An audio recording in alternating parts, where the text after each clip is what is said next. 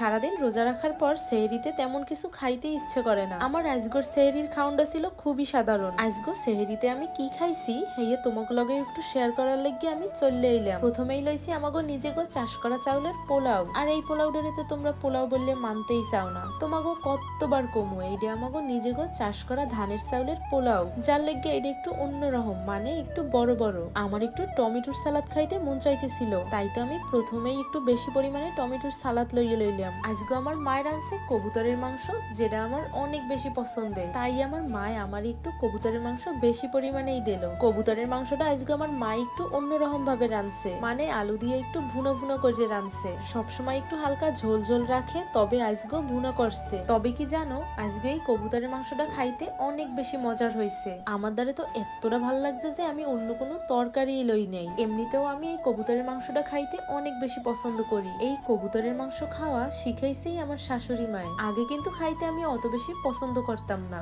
যাক গো, কবুতরের মাংস দিয়ে পোলাও খাওয়ার পর কিন্তু আমি আরো একটা জিনিস দিয়ে পোলাও খাইছি, আর এইটা হইছে আমার পছন্দের গুঁড়া দুধ। গুঁড়া দুধ আমি সবসময় একটু বেশি পছন্দ করি, তবে ভাত দিয়ে খাইতে অত বেশি ভাল লাগে না, কিন্তু পোলাও দিয়ে খাইতে আমার দ্বারা ভালোই লাগে। তাই তো আমি গুঁড়া দুধ দিয়েও কয়টা পোলাও খাইয়ে নিলাম। আর এইটাই ছিল আমার আজগো সেহরির খাওন। তোমাদের দ্বারা কেমন লাগছে কমেন্ট করে জানাই দাও। দেখা হইবে আবার নতুন কোনো ভিডিওতে, ততক্ষণ ভালো থাকো, বাই বাই।